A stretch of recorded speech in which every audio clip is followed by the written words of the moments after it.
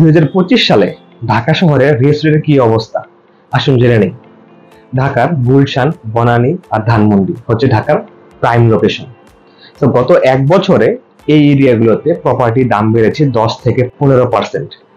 যেই এক কাঠা জমি কিনতে আগে আপনার খরচ হতো 40 লাখ টাকা, সেই এক কাঠা জমি কিনতে আপনার এখন খরচ হবে 45 লাখ টাকারও বেশি। আবার ঢাকার মতিঝিল আর গুলশান একে কমার্শিয়াল রিয়েল এস্টেট বা অফিস স্পেসের দাম বেড়েছে প্রায় 8 থেকে 10%। এখন কথা একটাই যে আপনি কোথায় ইনভেস্ট করবেন। দেখেন, আমাদের সবার পক্ষে তো ঢাকার গুলশান, বনানী, ধানমন্ডিতে ইনভেস্ট করা পসিবল না। তবে ঢাকার আরো কিছু লোকেশন আছে যেখানে আপনি ইনভেস্ট করতে পারেন। প্রথমত হচ্ছে পূর্বাচল। পূর্বাচল নিউ টাউন হতে যাচ্ছে ঢাকার না, বাংলাদেশের সবচেয়ে পরিকল্পিত একটি শহর।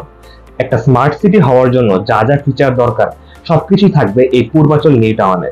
তো পূর্বাচলে গত কয়েক বছর ধরে জমির দাম ক্রমাগতভাবে বাড়ছে। আপনার যদি ইচ্ছা থাকে পূর্বাচলে ইনভেস্ট করার, তাহলে আপনি এখনই ইনভেস্ট করতে পারেন।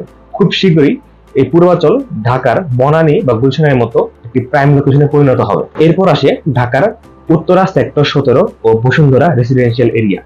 এই দুটি লোকেশনকে ঢাকার সবচেয়ে পরিকল্পিত বাসস্থান প্রকল্প হিসেবে ধরা হয়। আবার মেট্রো রেলের কারণে উত্তরা এখন মানুষের কাছে সবচেয়ে জনপ্রিয় একটি লোকেশন। যদি আপনার ইচ্ছা থাকে রেসিডেন্সিয়াল রিয়েল এস্টেটে ইনভেস্ট করার, তাহলে আপনি এই দুটি জায়গায় ইনভেস্ট করে রাখতে পারেন।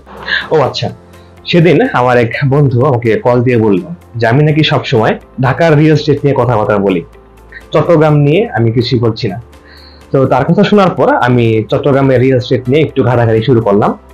তো দেখলাম চট্টগ্রামের হালিশহর ও আগ্রাবাদ এই দুটি জায়গাকে এখন রেসিডেন্সিয়াল এবং কমার্শিয়াল উভয় রিয়েল এস্টেটের একটি হাব বলা যায়।